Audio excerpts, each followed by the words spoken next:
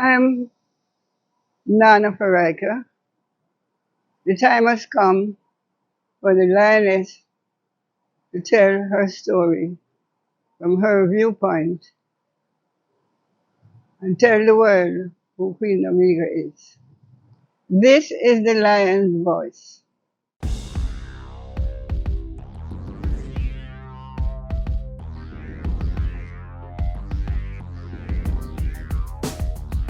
Well, lion voice, tell them that's the people first choice. Lion voice, make the lioness them feel nice. Lion voice, with the lion cubs we sacrifice. Lion voice, got to show the people them the life. Lion voice.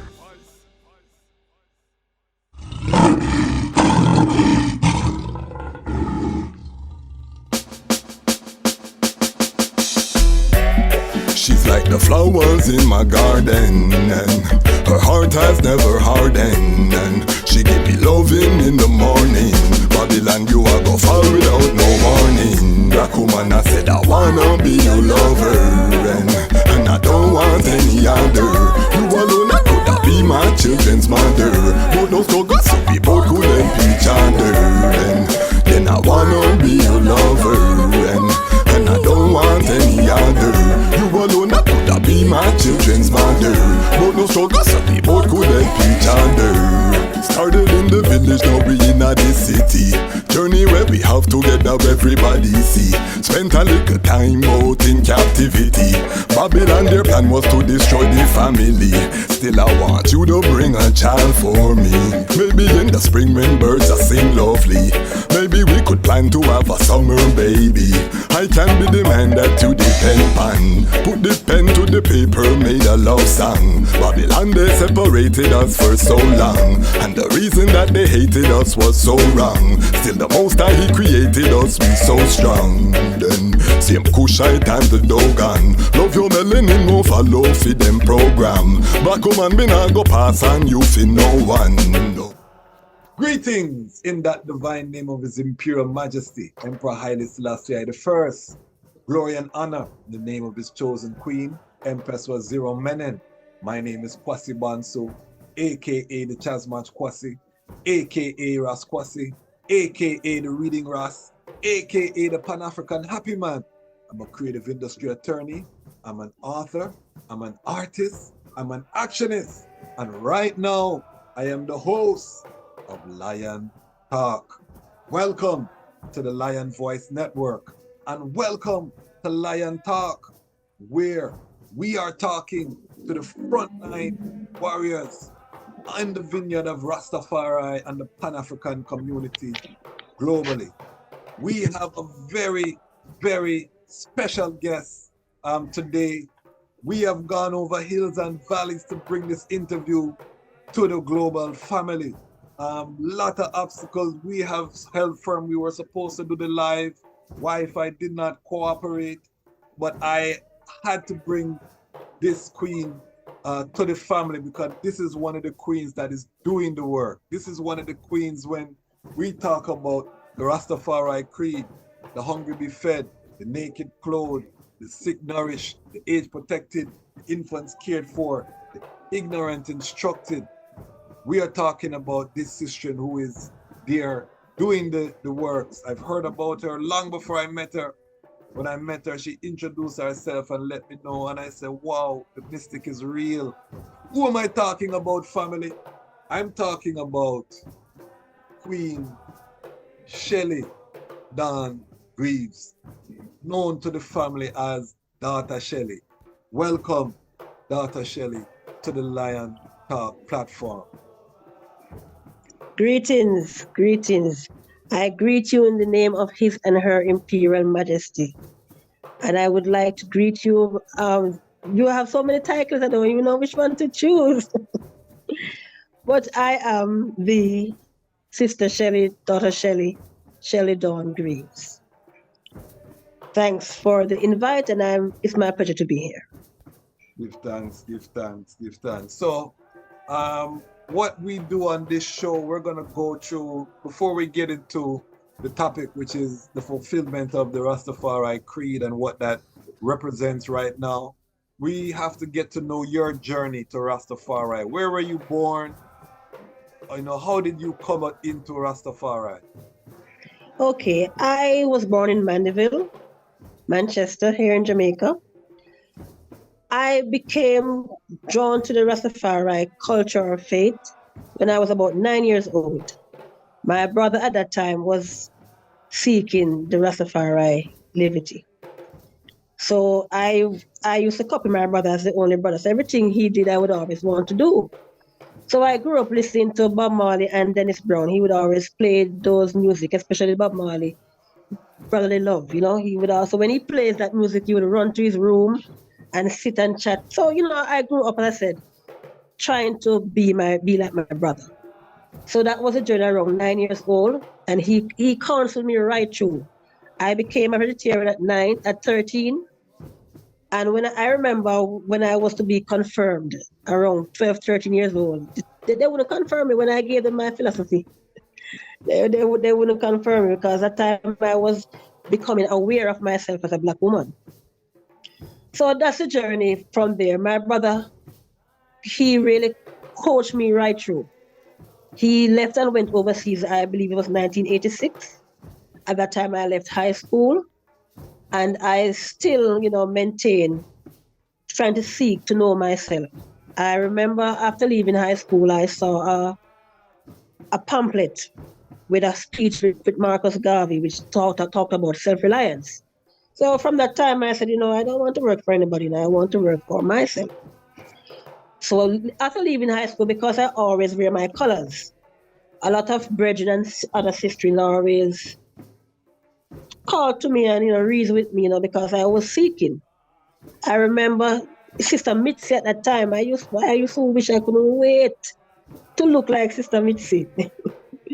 I remember those days. But then around 18 years old, I got a vision. And I saw this bright light. And somebody called to me, but it was years after one time I see him in the picture. But I said, no, this man missing my vision. But from that time, I became friends with other Rastafarians within the Mandeville region. And it was 1991, February 6th, on Bob Marley's birthday, when the song was playing on the radio, Grow Your Dreadlocks. And from that time, I decided I wouldn't wrap up my hair anymore, because there were days when I used to just wear tam and people used to think I was a Rasta woman. But from that day, 1991, February 6th, I decided this is it.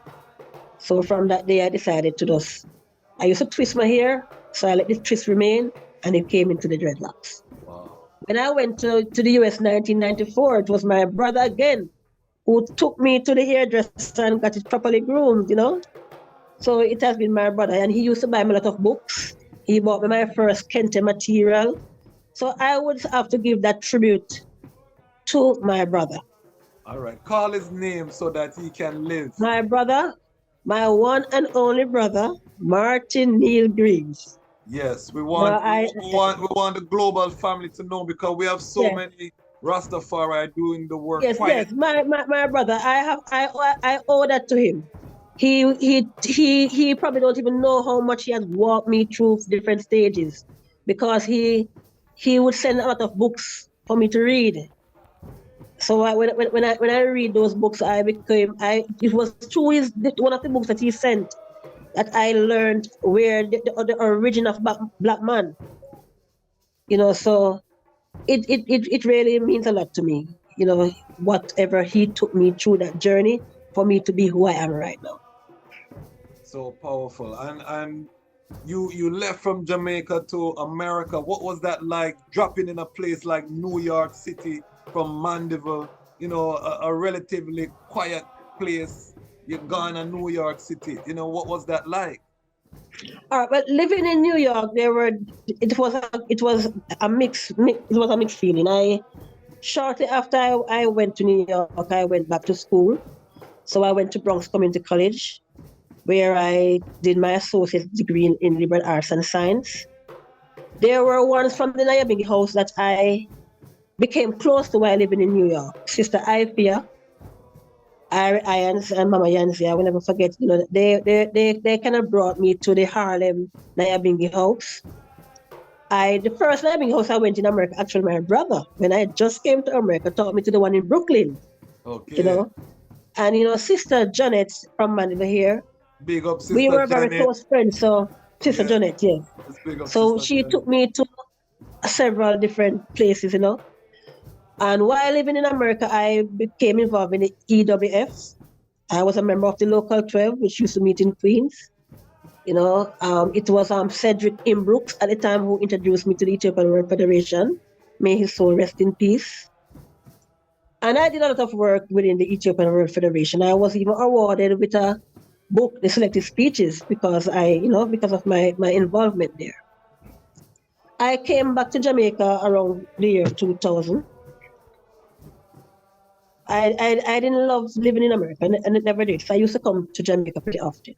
Yes. I actually came back to Jamaica when my father took sick, and it was his request that I do return home. Okay. So when I came home, I started to be a part of the Nyahbinghi family in Scotts Pass. And I would go to other Nyahbinghi, because even while living in the US, I used to go to Pinnacle when I come here on my vacation. But then living here now, I became close to the one. Because while living in the US, I used to buy stuff like from Ras Tafari, Ras Mikey, and so forth. Because I had a store in Harlem. Okay. Yeah, I had a store in Harlem. I was the only Jamaican in the Malcolm Shabazz market at 116. Okay. They were all Africans, but I was the only Jamaican there at the time.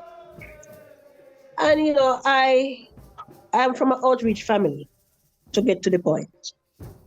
My mom does a lot of outreach, so does my brother and my other siblings, But both of them, I have to give credit to my mom.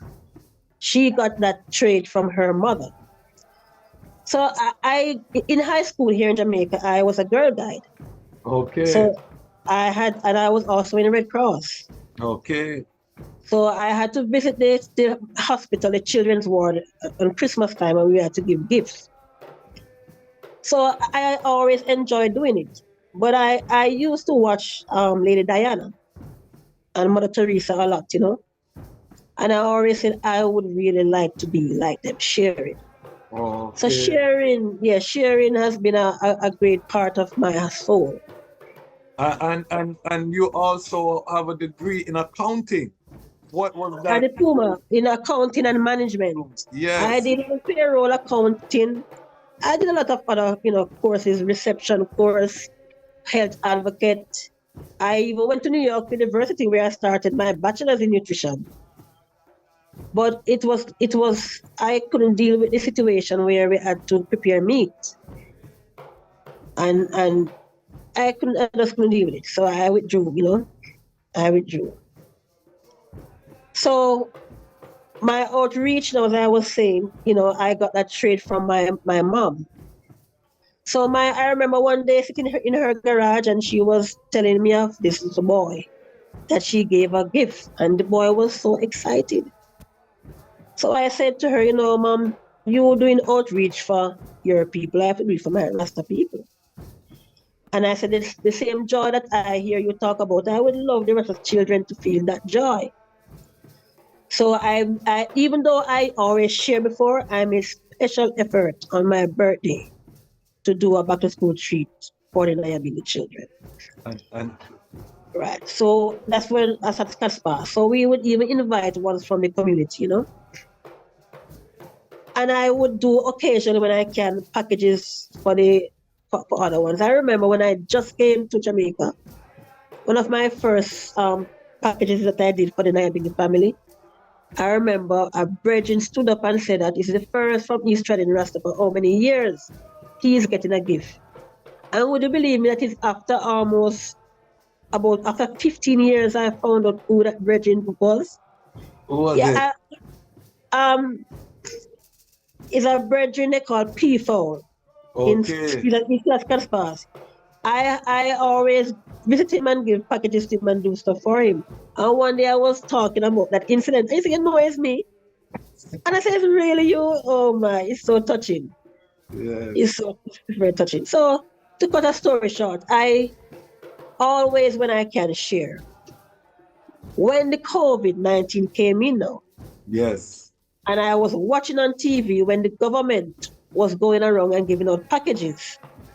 But you saw the content of the package: corned beef, mackerel, white rice, white flour, and those things. But I'm saying a Rasta man or a woman would not want a package like that. So that's when I started the road trips. I started to visit those who I could in different parishes, and I would make packages and I would bring. I would have to seek assistance from different groups or different individuals who would find it necessary and kind enough to share. So when you bring those packages, sometimes you have to give a little stipend at the same time. But it was a great joy, a great pleasure to share whatever little you had. Because even now, there are ones who are still looking and calling and asking, what happened? We don't see you this long time, or we're not hearing from you. But when the COVID came in, and even shortly after the COVID had stopped, no, we're not stopped, but when the curfew and all of those issues calmed down, people were still complaining that boy, they can't recover from the COVID, they can't recover. So I at that time stopped seeking assistance, So I had to kind of cut down on whatever outreach I was doing. And then it's not easy to, when you're trying to help other ones, when ones feel that because a brethren give you $100, they feel like you get 1,000. And it's really not comforting when you find people who accuse you like that and will feel like, sure, people money shall spend on people this, but they wouldn't even know to the extent of which it costs my business, because I would have to take a lot of stuff from my business. One of my main source of my outreach is I sell what they call Rere old clothing. So out of that Rere market or selling, I would contribute towards my outreach. So there are times when people would give me stuff and I say, yeah, man, so I would sell and I would accumulate and I would make those care packages. And sometimes there are ones who would have different issues. They would call, I help for funeral expense or back to school, in whatever way I can. Because my idea is to try to uplift the Rastafari family in whatever way. Because, the Rastaman is very proud. They're not going to be going to the government or certain people for help. Yes. So we in the Rastafari community need to try to create that channel to help our brothers and sisters, especially Rasta youth in school today. I believe that the Rasta community needs to come together, emulate the works of His Majesty and Her Majesty, try to uplift ourselves and each other. We need to stop finding problems and find more solutions. Kylie. Yeah. We're working on it, Dr. Shelly, and this platform is now the I platform. So whatever works that the I want to do, you have now a platform to inform the community, to get that support, because we're going to make sure that we funnel some support to the I, because one of the reasons I started this is so that we can highlight the workers, because I know that there are workers. Yes, man, there are a lot of workers, man. There are a lot of, because when I do my outreach program, I have to give thanks to my family, my siblings, as I say. My children, they're a great tower of strength. I have close friends too who are very helpful and very useful. And they also make contributions. I won't even gonna get into the contributions, because if you leave out one person, that is it. They're gonna. So you just have to give thanks to the Most High for allowing ones to assist. Yes. In whatever way they can. I want to ask my viewers to forgive me, because you say you had children. We didn't even go through the journey when you had your children, and take us, to your children. What age did you start having children? What was that like as a Rastafari woman? Because we have a lot of young Rastafari sisters who watch this, or ones who are thinking about trading. And when I have powerful women like the I on, I want the I to share your journey. What were some of the challenges, having youths, bringing youths as a Rastafari woman? Take us through the journey. Did you have those children in Jamaica or in America? Well, my first child was born here in Jamaica, and the last one. I have 4 children. So the second one and third, they were born in the US. Having children as a Rasta woman, being from what you really call a Baalid family, it was really tough. It was tough in the sense where at the time when I had my first child, my father, he was very angry, really angry, and boy, there is no length of anything that he did tell me. But my mom, sweet soul, she's still alive, give thanks. My mom has been there for me to every step of the way. Even now when she's sick, my mom is my tower, my statue of liberty. You know? But having children is a blessing. It's a blessing. My children, they're a blessing. And for today, I can prove that, you know. My children, they consider me their hero. You can't say anything bad about mommy. Mommy is always right, mommy is perfect. That's how they view me, you know. So they're all living in the US right now. Okay. They're all living in the US right now. And your kingman, was your first kingman a Rastafari kingman? No. Okay. And all your children have the same father, or you have different? No, different fathers. But actually, I consider myself mother and father. Wow. The first two were for they're for the same father. But you know, I am a down to earth person, and I just say it as it is. I consider myself mother and father for my children. I sometimes I don't remember that I am the only one who conceived them. Yes. Because if a father is not active and doesn't play his role, I just call him a sperm donor. Simple. Wow. You know, if you preach up and polish up the thing and go on like it is all pretty. No. We don't want to do that. We don't want to do that. On this platform, we talk about the family dynamic because we're trying to bring more families into Rastafari. I interviewed Queen Ifea, who you mentioned earlier, you know, because I admired Irie Lion as one of the few families I saw. Yes. In the Rastafari family, we have few families that we can talk about. Yes. You know, you have Ras Tafari, you can talk about his family. There is Bongo Neville up in St. Catherine. Okay. Yeah, he has a really nice family. You have Bongo Money and his family. Big up Bongo Money. Big up Bongo Money. There was the Bongo Jack and his family. Yes, Bongo Joe. Yeah, Bongo Daniel and Mama Punsi and their family. Yes. Yeah, had Sister Dunan and her family. You know, you have Sister Mitzi and her family. Can't forget her, you know.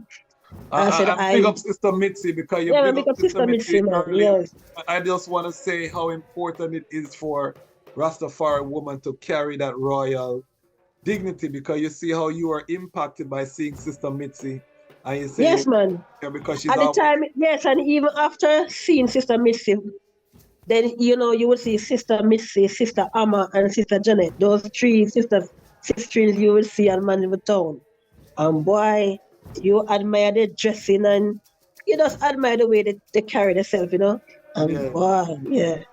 And I have to say, up to this day, they still carry that flair. Yeah, man. I'm trying to get Sister Mitzi on this platform for an interview too. So I give thanks. So yeah, the Rastafari family, I'm concerned about it, Sister Shelly, because I don't think we have put enough priority on building strong families, particularly in the Nyahbinghi house, but I know Bobo Shanti, 12 Tribe, all of us have the same issue, you know? And I think it's a wider Black people issue. In terms yes, it is a basic black people issue. As you know, we have been damaged. Yes. You talk about the mental slavery. Yes. But I believe that the Rastafari family is very powerful. Yes. And if we should come together, we can create wonders. Within the Rastafari family, there is people from every walk of life. And within the Rastafari family, you have very educated and intelligent people. So if we put all of those minds together, work as a team, together we can make it work. Together, each achieve more. That's what team means. That is it. And as a Rasta woman, as you would say, how tough it was. But I said, I would say I got a lot of family support. Yes. So I couldn't compare my child to a regular person. Regardless of how my father felt about my decisions, my father still loved me deeply. You know? And I say my siblings, we had our ups and downs, but I know that we are all dear to each other's heart. So, just as I say, my children, they see me as their hero. Mm-hmm. But when it comes to the Rastafari family, because I would say I am going among my Rasta family, just as I have my Ballad family. Yes. We, the Rastafari family, the joy we feel when we're at the Bingy gathering, or we're at a banquet or other events, it's so powerful. We just need to use that energy wisely. Because Yes. I believe that we need to have among ourselves, which we had this discussion at the Nyahbinghi house several years ago, where we would like to have a bank for ourselves. Yes. We had talked about a credit union. I recall that Ivy talking about this while we were at Scott's Pass. We'd like to have an employment agency. I always say, when I'm painting my house, I would love to hire a Rasta man instead of a bald man. Not to fight against the bald because I have a bald family. But within the Rastafari family, where I share my soul, I would expect that we would keep the funds within ourselves. So we need to know what are the skills of each and every one of us, that we can hire each other, and create stronger economic stability amongst ourselves. And we can do it. It's happening. It's happening. I have several ailments, and I didn't get into that, where I have been sick for several years. But I always say to myself, and to other ones too, that we should have a clinic wherein if I feel to go rejuvenate for 2 weeks, I should go to that herbal clinic, get some herbal treatment, herbal cleanse, and other ones could also partake. So we need things for ourselves. So we need to really plan, and it's execute happening. those plans. It's happening, Sister Shelly, and that is why we built this network, so that we can bring it to the people, because the information is not traveling. There's a skills bank being created right there in Jamaica. Great.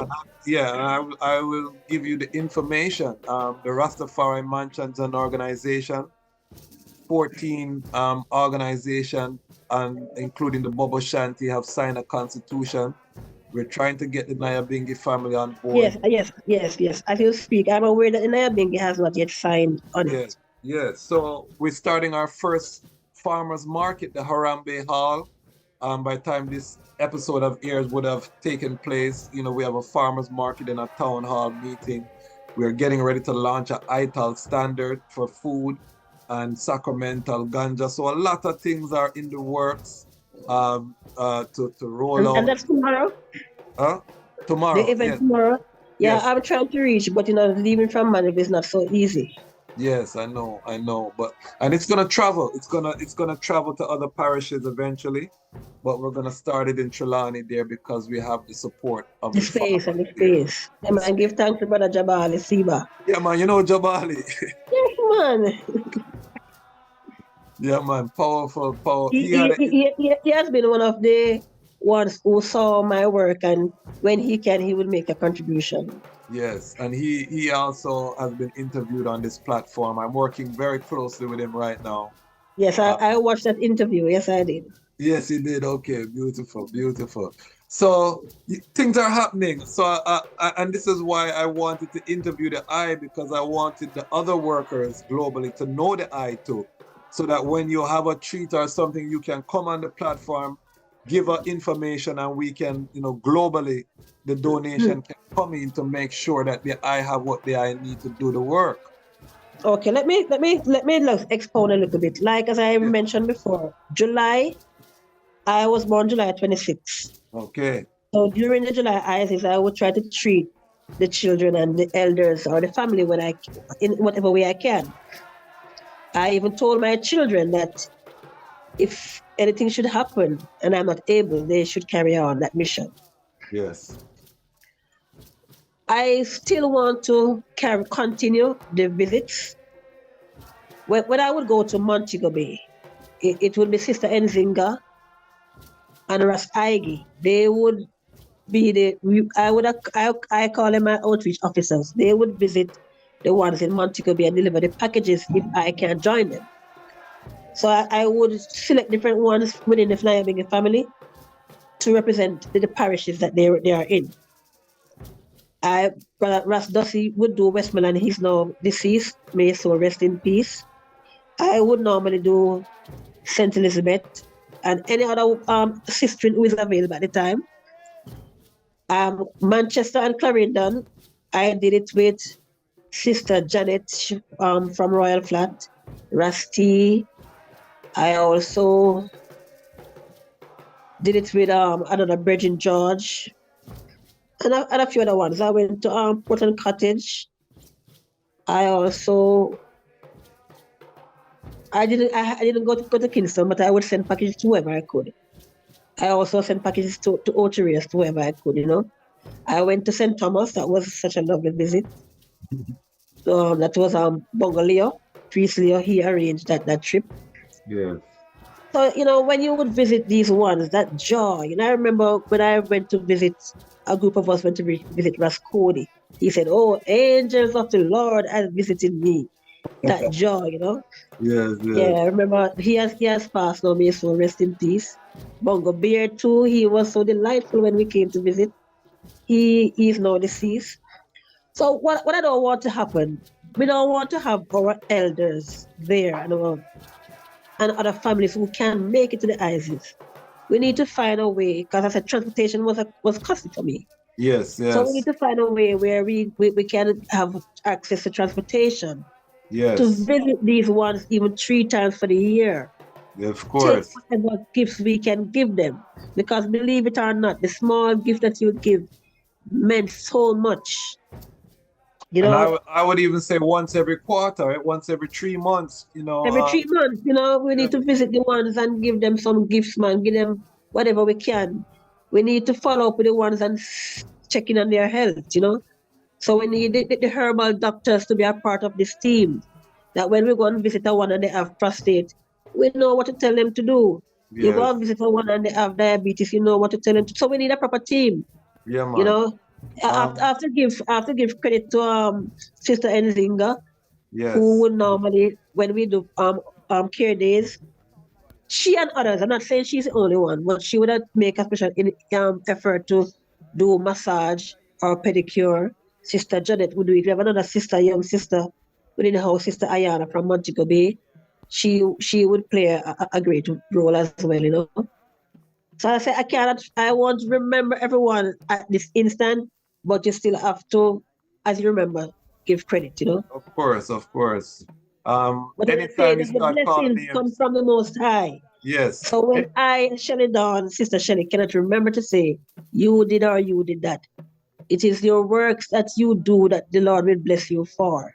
Yes, yes. And if I was to watch to say, I do so much and I don't get any honor or any credit, but I have to give thanks to the Most High for sustaining me through all the illnesses that I have to be able to share in whatever way I can. And I will share as long as I can. It's so important. And your example will inspire generations.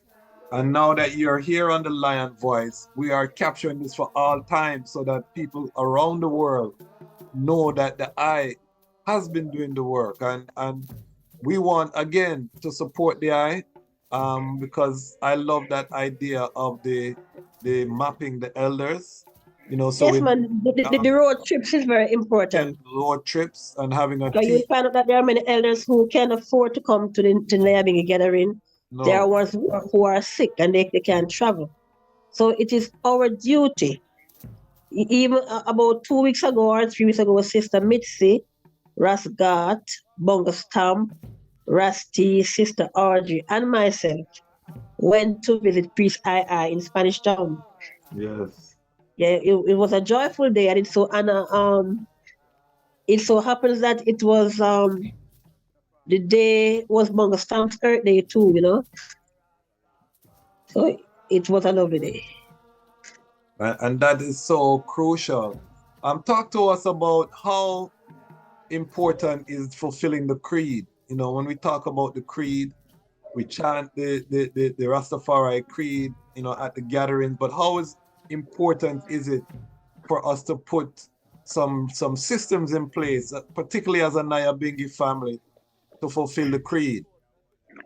Well, actually, the first thing we need to do, when you must say it and mean it, but we actually don't have the economical structure in place. That is it. That is our downfall.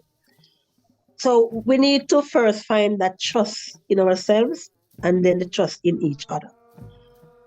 My suggestion would be to step on Nyahbinghi business. Everybody's selling Rasta. Everybody making our emblems, they're making our buttons, they're making our badge, everything that we use, our symbols, there are other people manufacturing and selling them. But we as the Rasta family, we are not earning anything, we don't get any royalty. You will find that within our own Rasta community, you have ones who fight each other. This one fight that one fight that.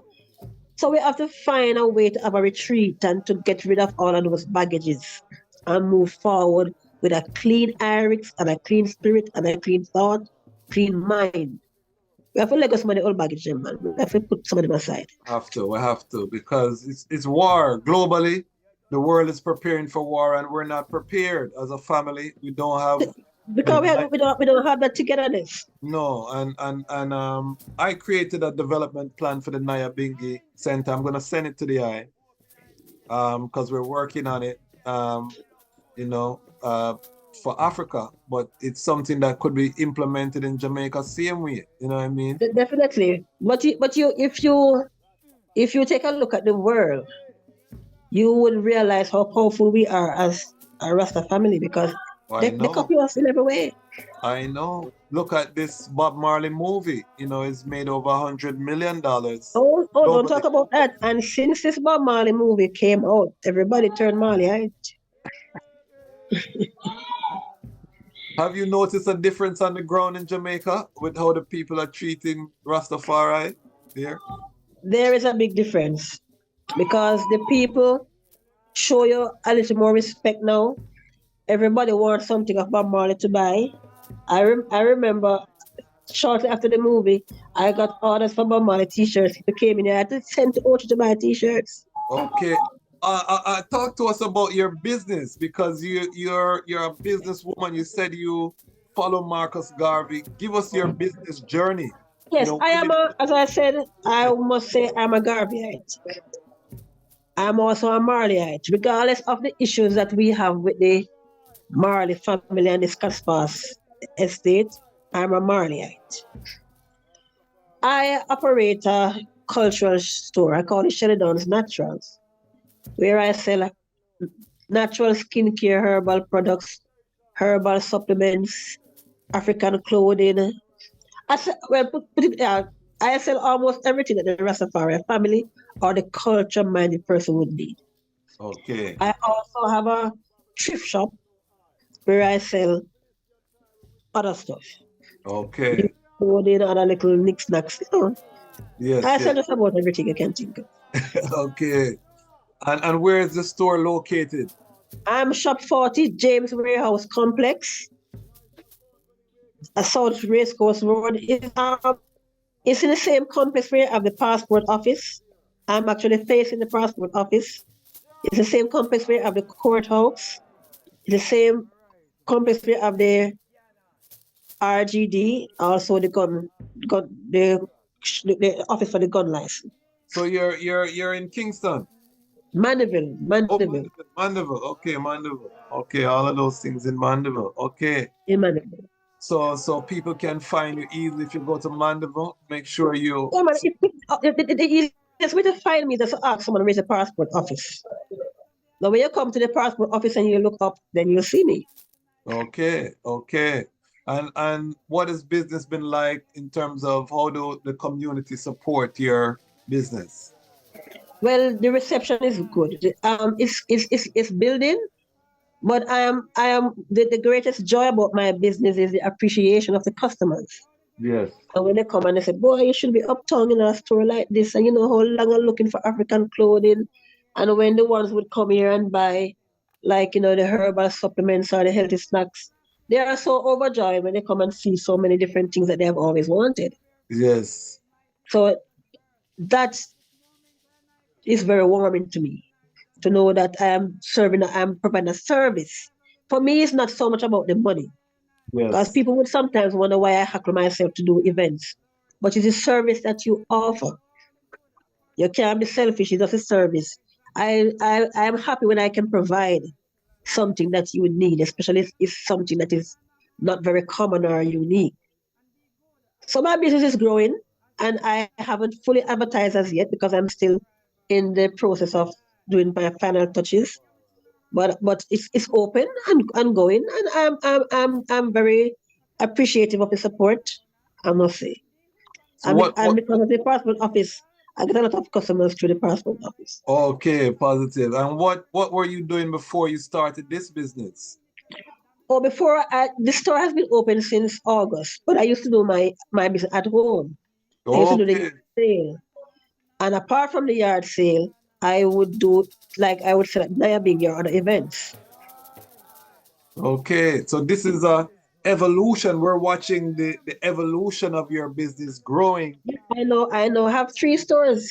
Yes, same Wow. place, same place. Is beautiful, beautiful, because I'm also a big advocate of business because Menon was a businesswoman and Haile Selassie was a businessman. And I think Definitely, we have definitely. ignored that part of the trad. And our parents, our divine parents showed us an example. They were not A poor great people, example. you know. How talk about Empress Menen and how she has impacted the eye trad. Because usually you learn about the king first and then you find out You about know Empress about the Menen Queen. later. How did that impact the eye trad? Okay. Well, the impact for me doing this work, as I tell you, I've been involved in outreach from childhood. But when I read her book, and I said, but wait, I really following this woman's full step. So that has been an extra motivation for me now to even work harder. So that's where she come in my life. Reading her works, you know that the work have to go on. And you know that the work is a must. So you put that extra effort. And every time you feel weary, you feel like you can't go on, and you remember that she was such a great woman. I remember putting up her picture on my profile one day, and one of my aunts liked the picture. Oh, I found it strange because I'm saying, you would feel that they wouldn't even notice something like Yeah, that. yeah, But yes. Empress Menin did great and tremendous work that we need as women to follow. And I believe that we as women need to be there to strengthen each other. We need to the tearing down, not going to go anywhere. But you will notice, as a human being, that we find that some people are just not genuine. Yes. Sometimes they come into you so calm and meek and loving, but boy, some of them have some devious mentalities and devious thoughts, devious ways about them. You know, sometimes you can't forget ones who are there for you on the journey. There are many times when I would feel like, I can't bother with this, but there's a sister who at times, Sister Marja, I have to give her credit. She always giving me some encouragement. She's one of my greatest customers because she buy a lot of stuff from me on a wholesale basis. So, them put food on your table, so you have to give thanks. Of course, of course. Yeah. I have to give thanks, I have the young lady who works with me. She has been working with me for a time now, Sister Nadine. She's a very good salesperson. I have another sister who's been working with my family for 20 odd years, Paulette. I have to talk about that. She helps me do a lot of my fixing up and sorting out and stuff like that. Yes, yes. Powerful, So powerful. It's a team sport. Success is a yeah, team it's a sport. teamwork. I have other friends, like I have my friend Pam, there are times when she and her sister Carol, they would help me to make packages too. The other ones from the Nyahbinghi family too. as I have a lot of pictures that will show that they would help me to make packages and stuff. But I have to Wow. pick up the boss, but the ball of them too. Yeah, man. We are a Pan-African movement. That is the thing we have to always Yes, yes, remember. yes. It's one black family. Yeah, man. One black love. So One black family. what I would like to know, if money was not a challenge, if you were a multi millionaire, I'm giving you some room for your mind to work. What would the Nyahbinghi look like to the eye if you tomorrow you wake up If and I a should be a millionaire, yeah, billion well, I dollar. must tell you, back to my being a Marleyite, there's this interview with Marley when he says his life is, if it's not for the people who want it, I just believe in sharing, no matter what I have. So if no matter what I have, I will always share as long as I can share. My favorite song in life is Garnet Silks. Love is the answer. Hmm. So if you know the words of that Yeah, song, man. Yeah, man. anything I have, I want to share, especially with my Rasta family. So So if I should be a what would millionaire tomorrow, if yes, I should be a millionaire tomorrow, what I would put in place in the Nyahbinghi house, one of the first things is an educational institution. beautiful. Yeah, and a health institution. Those two things are the two main things I would do. That we Okay. can have our own schools. We don't want the rest of children going to school when they're going to show you some white Jesus picture and make you feel intimidated like you're not a strong black person. No, we want our own schools and we need our own health facility. We don't want what happened to our and happen to other ones. You're going in. No. Our sister was in Manila the other day and they're forcing her to eat meat. We don't Wow. want things like that. No, no. So if And I should become a millionaire, honestly, I would take care of the Nyahbinghi family. No questions asked. yeah, and I like the emphasis on those institutions, the education and the healthcare, very important. And you mentioned earlier creating a credit union. Um, and why the credit union is important is because credit unions give loans. Give loans and other thing, but apart from the credit union, Mhm. Rasta believe they don't like talk about this debt thing. Yes. But you see, when we pass, a stress for us to bury our brothers and sisters. So I remember Ras Iva, I have to talk about him again. Ras Iva is a one who I think should get a doctorate in the Rastafari teachings. Because when you have to bury a one, you have to seek help all over. It looks shameful sometimes. So we want some kind of plan in place wherein when a one pass, there is some money provided or available to take care of that expense. Yes. Like a life insurance type of Life insurance type of thing. We yes. need to have that within the family. And we have to big up Ras Ivi because he takes a lot of fire. But as you say, at the end of people's life, when there's no one to turn to, is that brethren take his time to go and Always, straight, and to always. interact with the family, the Barlet family, and to make Tafari look respectable. As you talk about Ras I have to share this. Yes. I remember I was saying to him one day that if I pass, I would like him to administer over my funeral. And Bex is a shame. He said, when you talk about me if you administer over your wedding. And I heard that tears came to his eye when I said that. You know, Yeah, I man. The yeah, work tears came to his the eye. workers know each other. So the eye is precious to I and I. And I want to tell the eye because I haven't had a chance to speak to the eye intimately. But the eye is precious to I and I. I hear of the works, come tap into the family. I hear about the work. So Yeah, man, I have done a lot of work, man. And as I said, it is after I took a break from doing, well, a break, but I have still been doing a little bit, what I can. yes. When people now would call you or reach out and you realize how valuable the little bit that you did, the impact it had on those families or those individuals. Sometimes it make me feel like I'm a hero. I tell you. They make me feel special sometimes when you, especially the ones from Clarendon. When you hear Ras Moses and the other ones from Clarendon, when they talk about them, not a Shelly, boy, me feel hell. Boy, I can't explain. And we want to amplify the I word. That is why we built this platform, is to really amplify, because I'm tired of hearing complaining. I'm tired of the arguing. To me, it's boring, because I know what we're It capable of. is.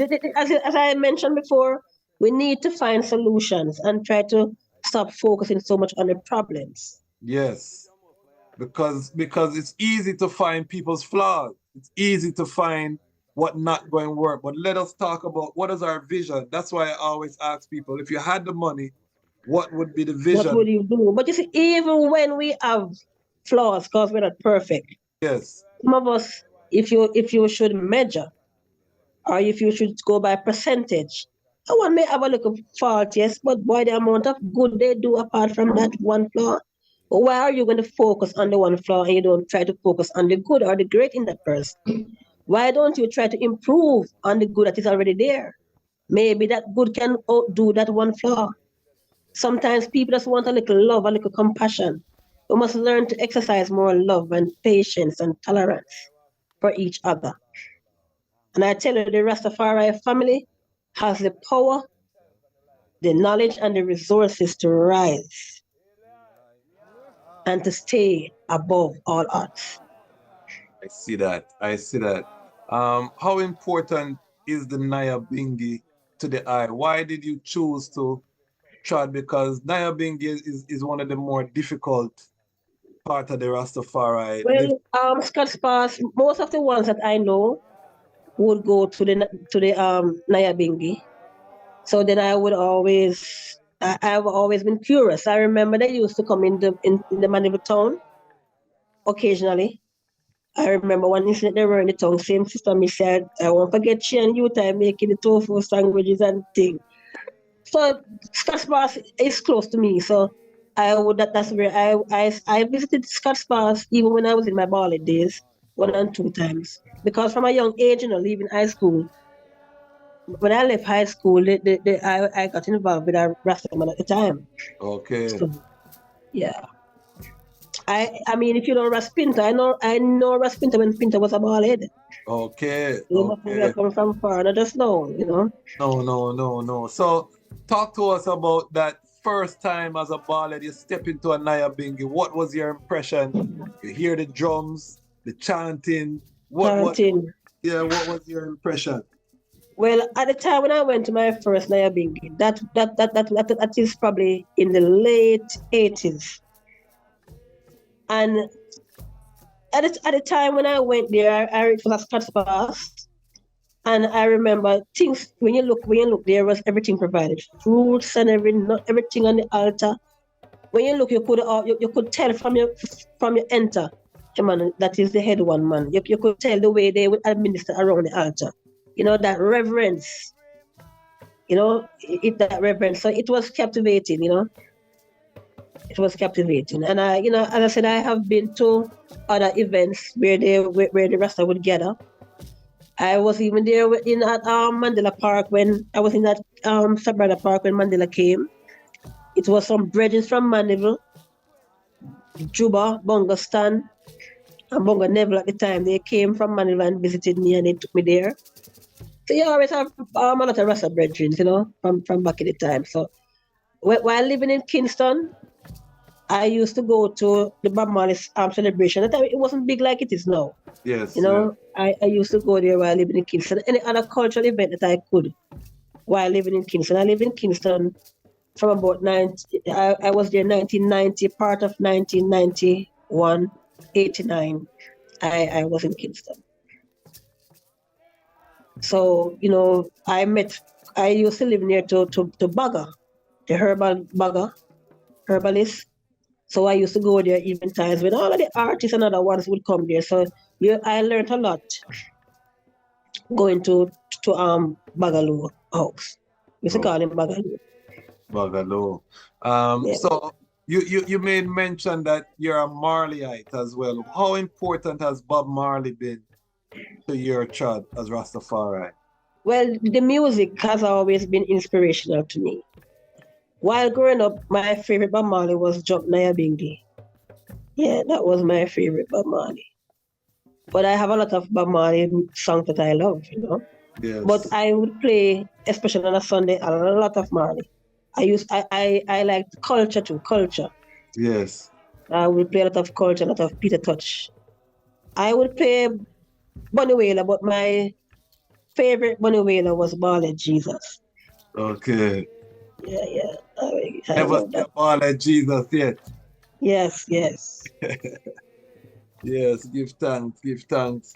So, in terms of the future for your business, where do you see Dr. Shelly taking the business? And tell the business name again. Shelly Dawn's natural. Shelly Well, Dawn. what Yeah. I see, I would like to have different branches, really different branches. I would like to travel Africa, where Yes. I could source my own products. Beautiful. And be a Products, bridge. yeah. Want to be I would that like to bridge. get more authentic products because you have to buy a lot of your stuff in New York. Yes, yes. So in terms of have you been to Africa yet? Not yet. Okay. Do you have any plans to make the trot in the next years or so? You know, I did plan to go even before now, but it didn't work out. But I still plan to go. I don't know if I'll make it this year. I'm hoping I can, Yes. but it's in deep in my thoughts. Well, if you want to go to Ghana, please let me know. I can plug you in to the family there. And there's a lot of Okay. clothes and products that you could get in Ghana for your shop as well. I know a lot of people Definitely. who have done that. So let me know if you have an interest in Ghana, so we can connect you with our family Yes, there. Ghana is one of the places that I intend to visit. Definitely. And And I would love to visit Ethiopia, yes. Tanzania. So how important is repatriation to the eye, Chad? Well, I actually have had discussions with other ones regarding that move. I would love to do, but right now at this present moment, because my mom is of ill health, I would never leave my mom. Yes, of course, of course. And I'm the only child she has living in Jamaica at this moment. My brother, her only son, is planning to retire and to move back here to Jamaica within the next 2 to 3 years. So maybe after that, I will consider. Okay. I yes, I living in some parts of Africa economically is more liable than here in Jamaica. You can have a better home. You can buy food easier. You can pay for help easier.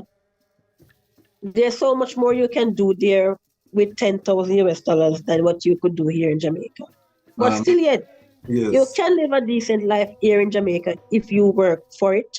yes. And I also believe that at this time where we are in Jamaica, no one needs to really be struggling because education of different kinds is easier to get. So one can educate and uplift themselves and live better. So my going home to Africa, as I said, I could live a more comfortable life. But I Yes, can also live that life here if I choose. if you choose. And Yes. I think I Actually, think my children don't want me to work this hard. My children believe that they could afford to pay my bills and to give me the life that I deserve. But I just love to work. I wake up like 3:30 every morning. So it's just in my system.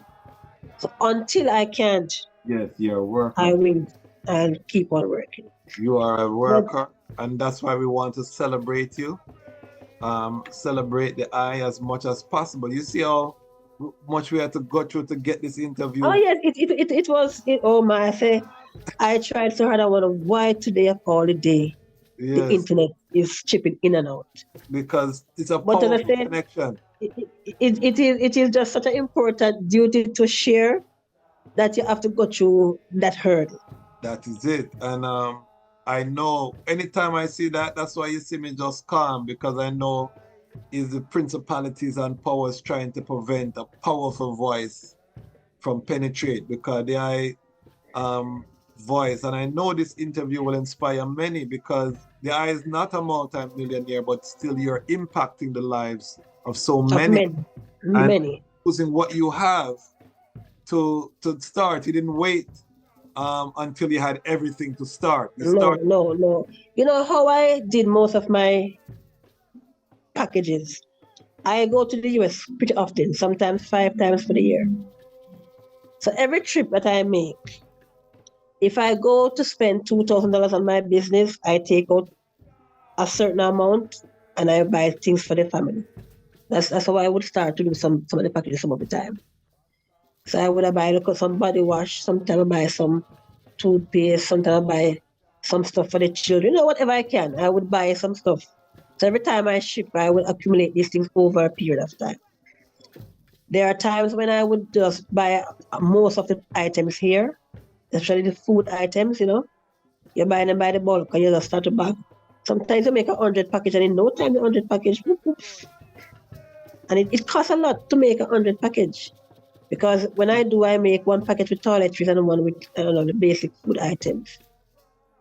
And boy, sometimes you get whipped, sometimes people complain and they complain about this and that. But what I always say, if I give you a package, it's a package which is a gift from not only myself, but from others who are so kind enough to share.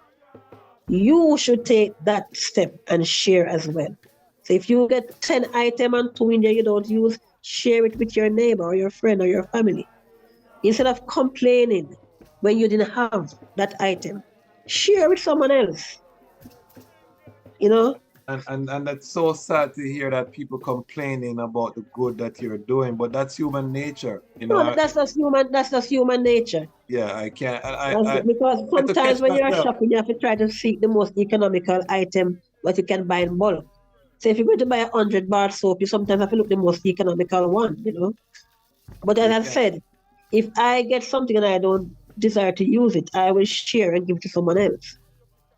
Yes, and that's a great way to look at it. I had to catch myself because I said, no, humanity, this is majesty, and look how much his majesty do. You know what I mean? So yes, but that is it. Yeah, you're never gonna escape that part. You will never escape. You won't escape. You won't escape, and I don't mind. Because there are times when someone will complain about something, and I will try to look into it and see if I can, for that particular individual, I can make their package different. I will, But there's nothing you will do and you can please everyone. No, not at all. That's impossible. But on a whole, I love doing my outreach work. I love to share. And let us know, what are the things that you would love to see in terms of strength? Because I have a global audience, and it's a Rastafari audience. This is a core Rastafari audience that watches this program. What would you like to see from the family in terms of your work in particular? I know there's a lot of things, but your work, how can we... My work in particular? Well, yes. Well, first I will let them know I intend to register. Okay. Which will make it easier for those who want to make a contribution. Yes. People, ones can contribute in whatever way they can. There's one thing that I would love to see within my mission. I would like to see, for example, if I know of a student who needs some assistance, someone could not adopt legally, but take responsibility to assisting that child, be a mentor for that child. See to it that they have their lunch money, they do their assignments and other things. I would like to see the Rasta children get that benefit. I know my sister Hope, my little sister, but she sometimes behaves like she's a bigger one. She has done a lot of mentoring programs and she works closely with her students from Manchester High School that she attended here. So the Rasta children don't have that going on for them. So I would like to see them have some mentors, to assist them along the journey. That's one thing I would like to see come out of my program. Okay. I would like to see that for some of the elders too. I would Yes. like to know that there's an elder in Manchester who maybe his family. So you know when you once you enter the Rastafari family, many of your family members slight you or they neglect you, because you burn them out. Some people burn out their family too. Yeah. But if you have an elder brethren, you go and visit him, tidy his house, help him with little laundry, little assistance to take him to the clinic. Those are some of the things I would like to see coming out of my program. I would Okay. like to see a food bank where, as you mentioned, we could give people bulk food. Instead of you get them on £2, you get them a £5 on this, £5 on that, couple of this, couple of that, more often. So I would like to see a food bank for the Rastafari family. These are things that we can definitely help the eye with. And I want the eye to put I down as a potential. We don't say mentor, we say jegna, because that's the Ethiopian word for it. So down as a jegna. If you know any youths, particularly if they want to practice law or anything in entertainment, I'm here as a resource. I would definitely be willing to reason with youth about anything in that realm. And I just want to again salute the eye for the work that you're doing and say how precious the eye is to I and I. I was called into the Nyahbinghi order at the age of about 20, and I'm about 47 this year. So Young man. Huh? How old are you now, you said? I'm 47 this year. Oh, you're young man. You're just getting there. I'll be 55 this year. Okay. You have a little bit of time for me. Yes. So I say that to say that from all of that time, the workers within the Nyahbinghi family have always held a place in my heart, and your work in particular. Although I didn't have a chance to meet you before 2021, I met you. I think it was. Yes. At the July Bingi. Yes, I remember clearly. I remember that day. Yes, and it was a joyful day because I know, you hear about the workers, but it's almost like it's a mystic, because most of the workers in the Nyahbinghi don't like photo, then don't like spotlight, them just work, As you talk about the photo, Yes.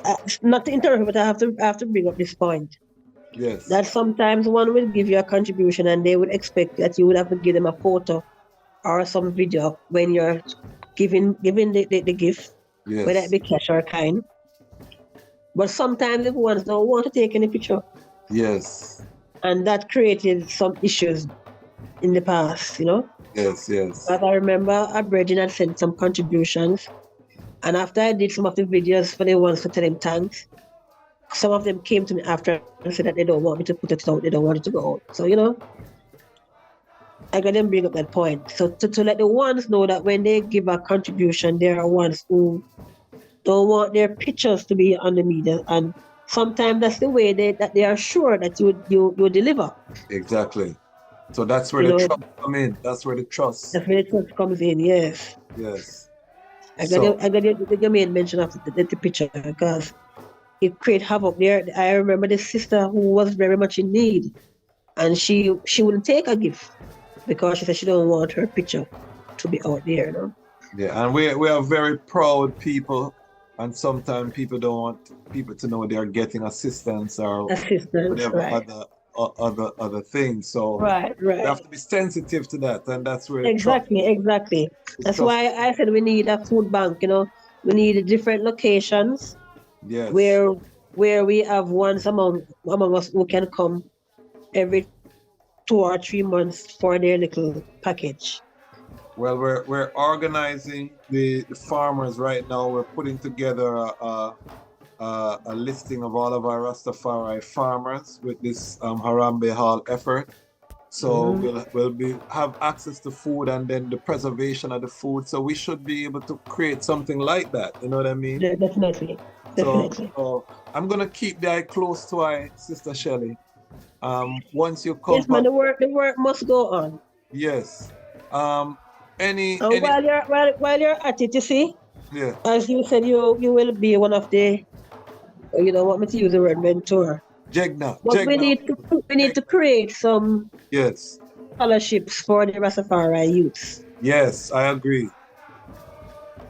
We will Yeah, also work on that as well. yeah. I don't want to leave the interview and don't make mention of that. No, no, that is crucial. And like I say, you have a partner here. I'm a worker. So me love gather the workers them together. That is my passion and that is my role. That is why I take the title of the Dejazmatch Commander of the Gate, because we're happy All to bring right. the people them together. You know what I mean? There have to be a bridge builder. And that is Okay. my Respect gift. to you, my brother. Yeah, that is Iman gift, is building those bridges. So I'm gonna keep the eye very close, Sister Shelly. You're gonna be Iman big sister. So I hope you have With your pleasure, man. With pleasure. theoretical adoption, because you know what I mean, we're becoming family even closer because the Armageddon is real and we're in the midst, so we have to come closer together now, we have Definitely. And I have to make mention of our dear brother who had passed some time now, Ras Halden. yes, He that was he it. would he was the one who would put up my pictures and my works on the Nyahbinghi page on Yes, Facebook. And even Sister Manifa, she used to do that also.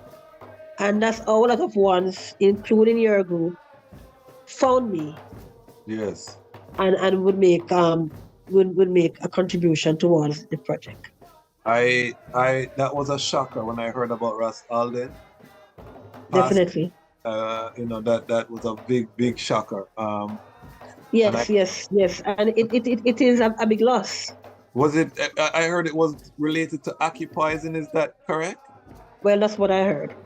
Wow. And I think that's important too, because a lot of returning residents and think we have to be very careful. When we come home, you want to just come in, but you have to be very careful because these things can, take your life, and the healthcare in Jamaica is not going to be as rapid response. No, the health care here is awful. Yeah. Really, really, really, really very awful. And I would always say the government of Jamaica will always copycat the Americans. But they're not copying the educational system nor the healthcare. Wow. I don't see that happening. So, our condolences to the family of Ras Alden. Definitely. Powerful brethren. Unfortunate, and he would have, been an interviewee on this channel, had he, been here with us. So this is another reason I'm so passionate about getting interviews, so that we can capture people's testimony. Yes, man. We have to. And Yeah. I can't forget, and have to make mention too of my brother in Trelawney, Ras Ika. He Okay. would do the Trelawney Lane. But I have to also make mention too of the OID, Dr. Okay. Street and his team. They did a care day for us on January 20th at the Pitford Nyahbinghi Center. Okay. I need a connection with that doctor. Yes, and last year too, about the same time, he did one for us at the Coral Gardens home. Okay. Where Yes. to the Nyahbinghi family as well. So I have to, and they back in the past they used to do the health care or the health fair, you would call it, at Scott's Pass. I have to get his connection, Thumbs because up to Dr. Street. Yes. we're trying to bring that forward with the Harambe Hall, in terms of having that as a regular part of the Harambe Hall. Okay. So I definitely gonna connect with the eye. Any final words to the family? I know you're a busy person. I don't want to take up the whole afternoon.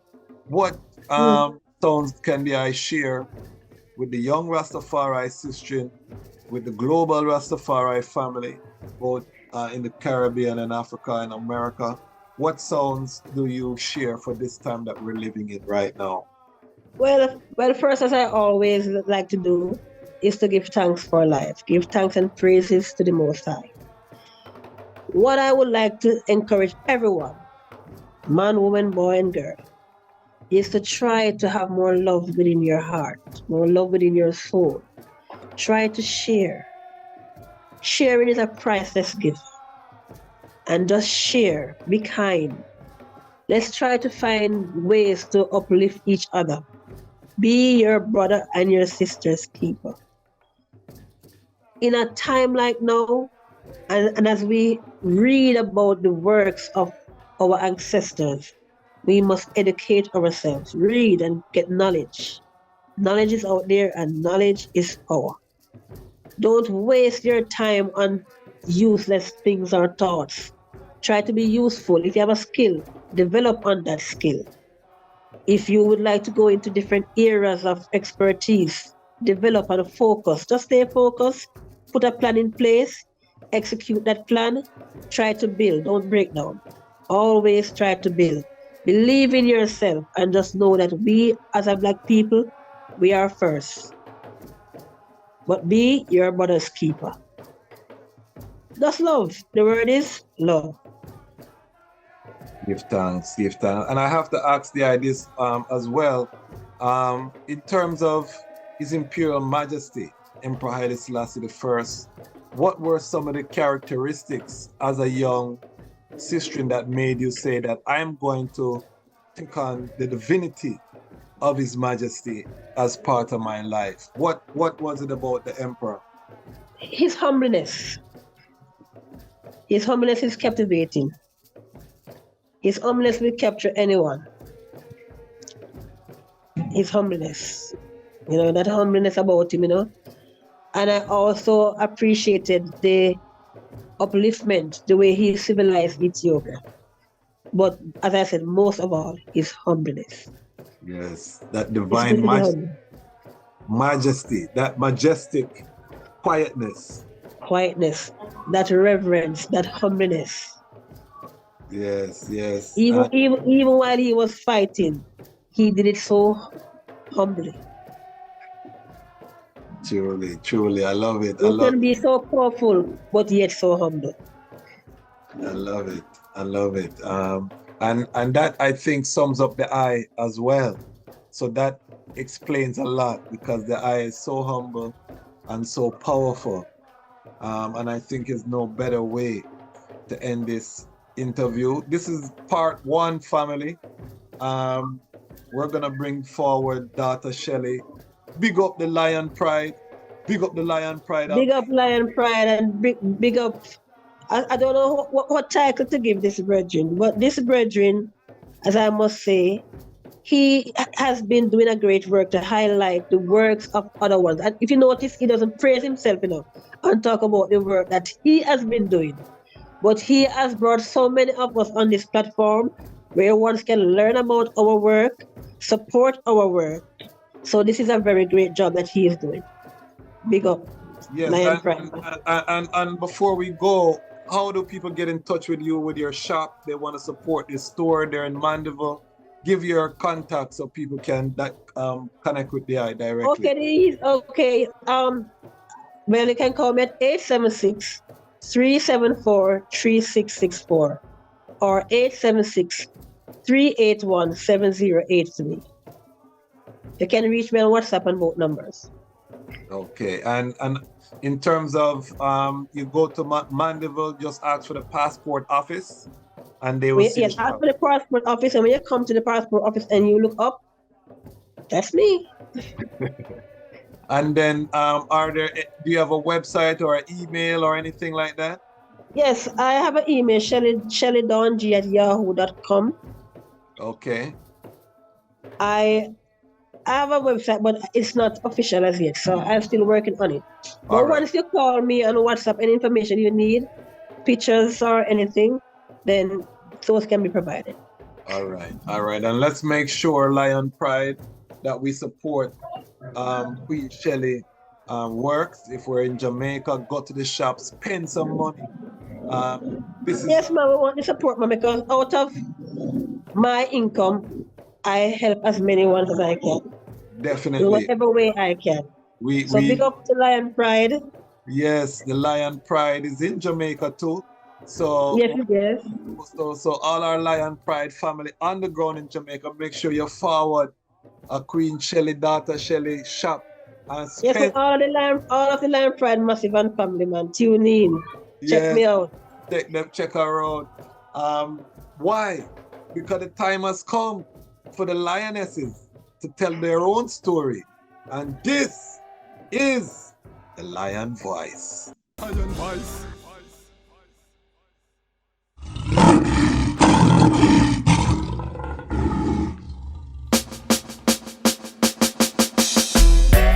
She's like the flowers in my garden, and her heart has never hardened, and she give me loving in the morning.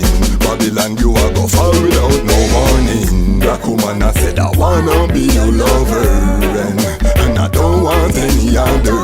You alone, I could have be my children's mother, but those two girls, we both could help each other, and then I wanna be your lover, and I don't want any other. You alone, I could have be my children's mother, but no struggle, so we both could help each other. Started in the village, now we in the city. Journey where we have together, everybody see. Spent a little time out in captivity. Babylon, their plan was to destroy the family. Still I want you to bring a child for me. Maybe in the spring when birds are sing lovely, maybe we could plan to have a summer baby. I can be the man that you depend on. Put the pen to the paper, made a love song. Babylon, they separated us for so long, and the reason that they hated us was so wrong. Still the most that he created us, we so strong. Then same Kushite and the Dogon. Love your melanin, no follow for them program. Black woman, me not go pass on you for no one. No one, that's my slogan. Black woman, I said I wanna be your lover, and I don't want any other. You alone, I could have be my children's mother, but no struggle, so we both could help each other. Then I wanna be your lover, and I don't want any other. You alone, I could have be my children's mother, but no struggle, so we both could help each other. She's like the oxygen in my flame, loving where we have nobody can contain. Love so powerful, survive shackle and chain. Love it cross the ocean way before planes. Love survive them torture, rape and dear pain. When one escape, then the other get blame.